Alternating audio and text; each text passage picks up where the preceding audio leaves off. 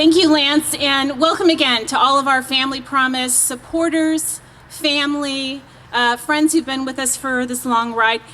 Today it's amazing, it's crazy. This is literally a groundbreaking that is 6 years in the making. When thinking about some inspiration about what I wanted to say today, obviously the inspiration came from a place where it usually does, my church. Whoops. The pastor at Valencia United Methodist Church, Nicole Riley, said yesterday in her sermon, talked about community and leadership. And she pointed out that many people, probably most people, tend to look at a problem or an issue and say, you know, somebody else should really do something about that. And it really is the easiest way that most of us think about things about, you know, that's somebody else's problem, anybody else's problem.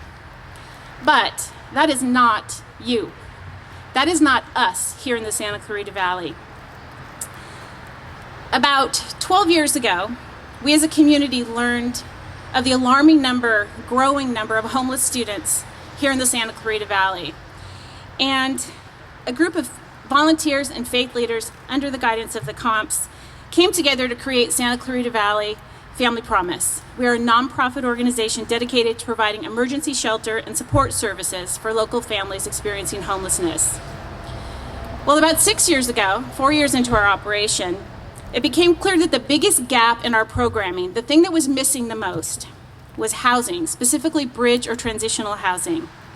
Our founding director, Chris Naharo, who's here, and I began dreaming of how we could make a change, how we could address this, how we could create what we like to call phase 2 of our services, providing affordable housing to the families who had successfully graduated from our emergency program but still needed a hand up to make it to independence.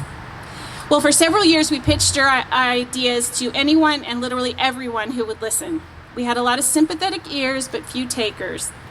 Enter Williams Homes. From the first time we talked, Lance Williams and Scott Willett were on board.